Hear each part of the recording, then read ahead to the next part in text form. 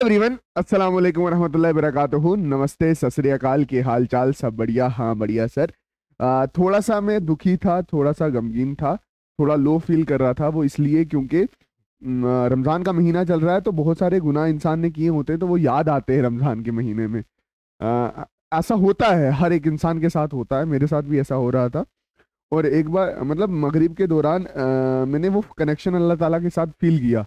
अब मैं वो चाहता था कि वो हर बाहर मुझे फील हो, तो वो फील नहीं हो पा रहा था, तो इसलिए मैं गमगीन हो गया था कि भाई साहब कहीं अल्लाह ताला मेरे से दूर तो नहीं चला गया। ये सारी चीजें चल रही थी माइंड में।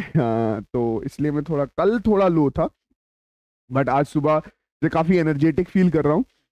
अल्लाह अल्लाह पाक हम सब के गुनाह माफ करे, यही दुआ है। और हमें अच्छा इंसान बनाए, अ, गुनाहों से बचाए, बाकी यही दुआ रहेगी। सर ज्यादा इमोशनल हो गया, चलो चैप्टर पे चलते हैं। चैप्टर क्या है? That is thermal properties of matter. अच्छे से पढ़ाऊंगा जो क्वेश्चन मतलब इंपॉर्टेंट है। जो प्रीवियस ईयर पूछे गए हैं, और CYQ भी आ सकते हैं, इस साल भी आ सकते हैं, वो मैं आपको समझाने की कोशिश कर रहा हूँ। वो बोल रहा है define the calorimetry. What do you mean by calorimetry? Calorimetry क्या होता है? ठीक, मेरी बात अच्छे से समझना। Word define the principle of calorimetry. Calorimetry क्या है?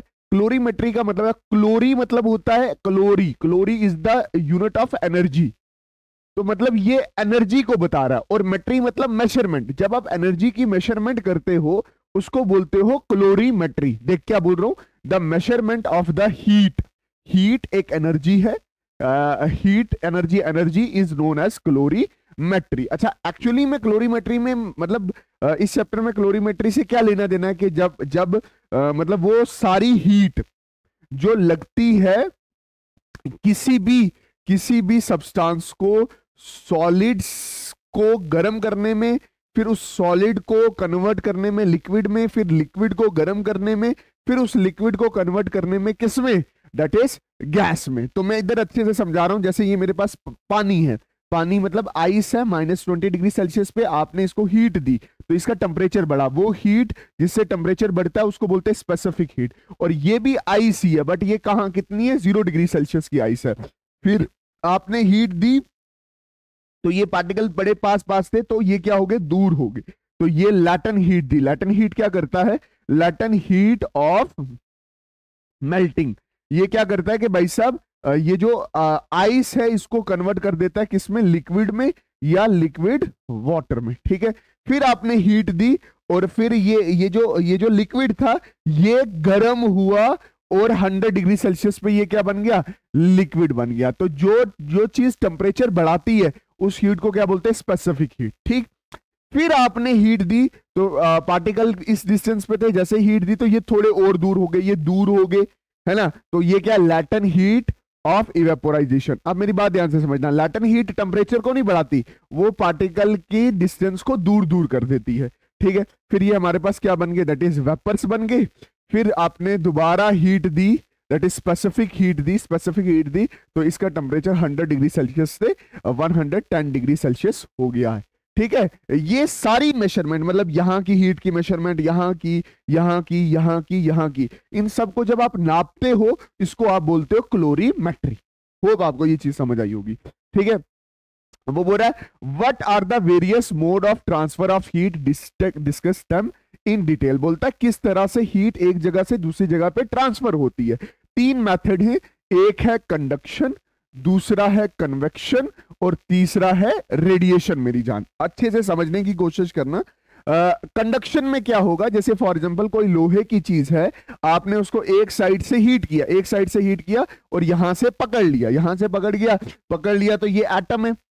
तो ये हीट इधर गई, फिर इसने इसको दी, इसने इसको दी, इसने इसको दी, इसने इसको दी, इसने इसको दी, इसने इसको दी, इसने इसको दी, फिर ये जो आपका हाथ था, ये जो आपका हाथ था, फिर यहां पे फील हुई। ठीक है, तो मतलब transfer of heat required the material medium. Material medium है, but medium do not move. ये वाला मीडियम अपनी जगह से मूव नहीं करता, मतलब ये यहां से चल के इधर नहीं जाता, बट ये अपनी जगह वाइब्रेट करता है, जिसकी वजह से एनर्जी इसको जाती है, इसको जाती है, फिर इसको जाती है, फिर इसको जाती है, फिर इसको जाती है, फिर इसको जाती है, फिर इसको जाती है, फिर इसको जाती है, फिर इसको जाती है, फिर इसको जाती है, फिर उसको मिलती है। ठीक है, फिर उसके बाद है कन्वेक्शन। कन्वेक्शन में क्या होगा? देखिए आग लगी है, I am fire, fire, Pushpa है में, ठीक है, ये फायर है। फायर फायर ने इस पार्टिकल को गर्म किया और ये पार्टिकल मूव करके गया बशीर साहब के पास और उसको गर्माइश फील करवाई। मीडियम रिक्वायर है but medium do not move, medium moves, यहां पे मीडियम मूव करता है एक जगह से दूसरी जगह पे। रेडिएशन में क्या होगा कि भाई साहब यहां पे do not require any material to move the heat, direct यहां से हीट बनेगी, डायरेक्ट यहां से हीट बनेगी, उसके गोले बनेंगे, कहां पे पहुंचेंगे, अर्थ पर पहुंचेंगे। बात समझे कि नहीं? जैसे आपकी जो सूरज की रोशनी है, इसको किसी मीडियम की जरूरत नहीं होती, ये एक रेडिएशन की तरह आती। अच्छा, ये बोल रहा है हीट इंजन क्या होता है, drive the efficiency of heat energy, heat engine in terms of the temperature. मेरी बात याद रखना, ये है थर्मोडायनामिक्स का सवाल, बट मैं इधर करवा रहा हूं क्योंकि आप हीट रिलेटेड चीजें यहां सीख चुके हो। देखो हीट इंजन क्या होता है, the engine which convert the heat energy into useful work, जो हीट एनर्जी को किसमें कन्वर्ट करे, यूजफुल वर्क में। आपने हीट दी, इसने कुछ काम किया और कुछ ये क्या हो गया, वेस्ट हो गया, ठीक है। अब इसकी एफिशिएंसी कैसे निकालते हैं, मतलब कितना काम किया होगा, efficiency is equal to, efficiency मतलब नीटा, एफिशिएंसी है ये, एफिशिएंसी इज इक्वल टू कितना काम किया और कितनी हीट दी है। अब मेरी बात याद रखना, टोटल हीट क्या है, total heat is equal to work done plus Q2। अब मेरी बात देखना, ये वर्क डन कितना होगा, ये Q2 को आप माइनस करोगे, work is equal to Q1 minus Q2, तो नीटा इज इक्वल टू वर्क को क्या लिखोगे, Q1 minus Q2 divided by कितनी हीट दी है। होप आपको समझ आया होगा।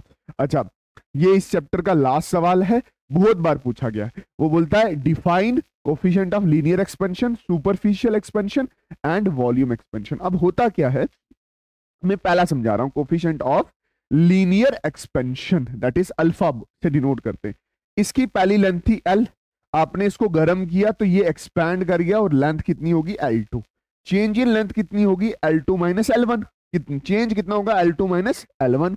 ये जो चेंज इन लेंथ होता है वो डिपेंड करता है कितनी टेम्परेचर दिया होगा, इसको कितना गर्म किया होगा, और ये इस पे भी डिपेंड करता है कि पहले कितनी लेंथ थी, ओरिजिनल लेंथ कितनी थी, ओरिजिनल लेंथ कितनी थी L, ठीक, ओरिजिनल लेंथ L थी, L1 भी बोल सकते हो, ठीक है।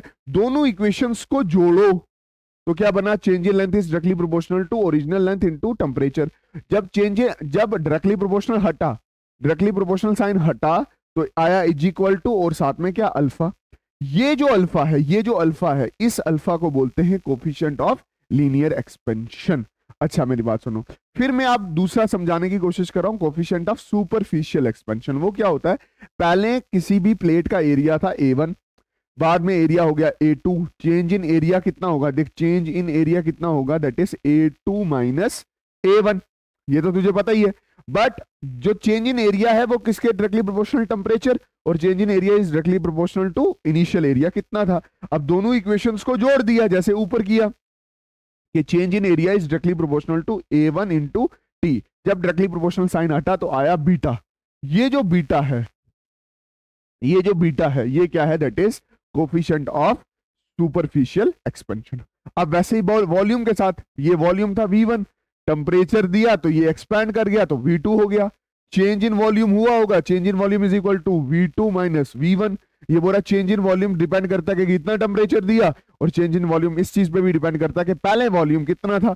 दोनों इक्वेशंस को जोड़ा, पहली इक्वेशन और दूसरी इक्वेशन को जोड़ा, change in volume is directly proportional to V1 and T, directly proportional sign हटा तो यहां पे आया gamma. What is gamma, gamma is the coefficient of volume expansion. मेरी जान समझ आया, हाँ समझ आया, ये वही सवाल है, ये भी वही सवाल है। होप तुझे ये चैप्टर अच्छे से समझ आया होगा, मैंने वन शॉट में भी बहुत अच्छे से पढ़ा रखा है। प्लीज इसको भी फॉलो करना और वन शॉट को भी देख के जाना। मिलते हैं किसी और नई वीडियो में, तब तक के लिए अल्लाह हाफिज, अल्लाह रखा, शुभ रात्रि, जय हिंद। मेरे लिए दुआ करना, सब बच्चों के लिए दुआ करना, हर एक बच्चा, कि उन सब के अच्छे नंबर आए। और सच बोलूं तो क्या बोलते हैं, अच्छा महीना है, रमजान का महीना है, पाक रहना, साफ रहना, नमाज की तरफ जाना और अल्लाह ताला से कनेक्शन बना, ठीक है।